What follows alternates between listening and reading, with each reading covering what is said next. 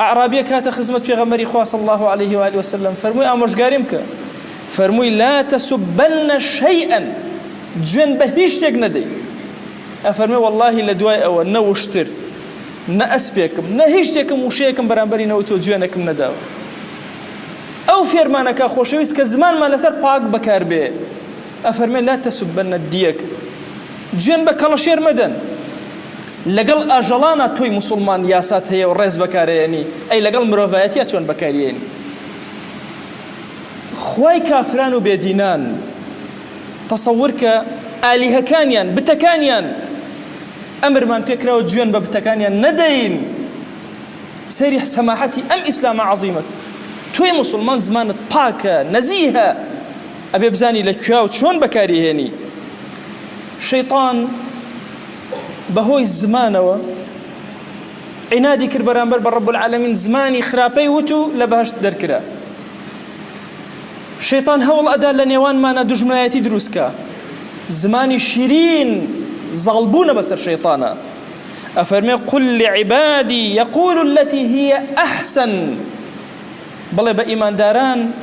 بابقرن بنا وشكانا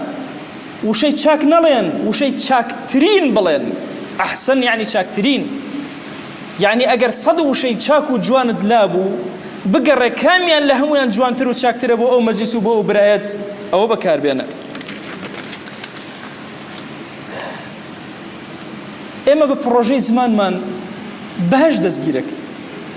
خوشوي اسمان صلى الله عليه وآله وسلم فرمو إن في الجنة غرفا ترى ظهورها من بطونها هندي مالي زور جوان لناو بهشتا قصر قصوري جوان لناو بهشتا أما دكراوا لدروا ناو أبيني كأنما لو شو شيء وسيركي جوان ناو تو أبيني ظهور بطون أبيني فرمويان هيكي أما أي بيغمري خواه صلى الله عليه وآله وسلم فرموي لمن أطاب الكلام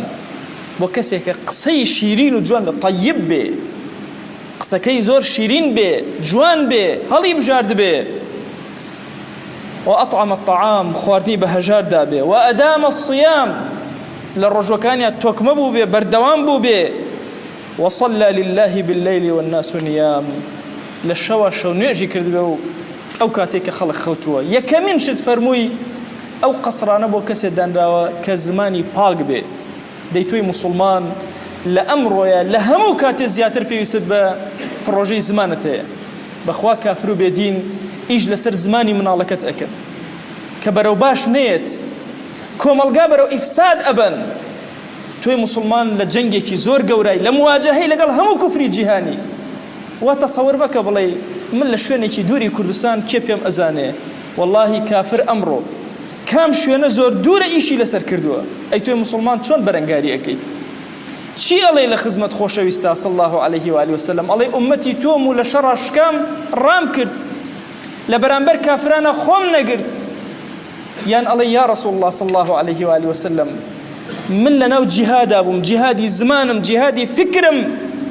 خوم راقد برانبر بكافران وشيكم نوت أي خوشويسمان كلميكم نوت كوا رزامن دي خوي لسر نبي أمي مسلمان خاوني بروجي دعوين خاوني بروجي بانقوازين وتصور مكا أمروك خلقي مسلمان شبرزة إتر إما بياساو بهمج نازانين شبكين والله لهموش تيكا إما كارمان هي إما مسلمان ونيكاتيكا كافر لبين مانا اختلافي دروس كردو زقي كردو إتر إما يكنبينو بياساو بيريساو بنظام بين إما لبيلاو دانانيكا نظام من هي خوشو اسمها فرميتي قاتي تشبد يكم جار دابنه كاتيكا بيلاود لبيدا كنت كاتب لبيت كده وقاتي راست قوري يكشد بهمان شواس يا سايبو إيرا داناوا يا سايبو زمان الداناوا تو أمتك قوري لنا أمتك زور قورا قائدكي تو ديارة خلق قائديني خلق الشيطان قائديتي تو خوش اسمان صلى الله عليه وسلم رابري تو لبيشتوا أروى والله أبي الزمان دوكو زماني أو خوش يستلب أبي أم زماني كأجزري أبي وهاي لبكي كبسري برزة ولا روجي قيامتها لخدمتي يا أبو وستيو أي خوش ويسمان أم زمانم شويني توكوت كي مالين متابعي سنة كين وتصورك أنت تنها دور نجي سنتك زمانت شون زماني في غنبري خوابك صلى الله عليه وآله وسلم كلهم عمر يا وشيء خرابي نوت إما أمتي أم قائدة قورين وشويني أكوين بروجي زمان ما رق أكينوا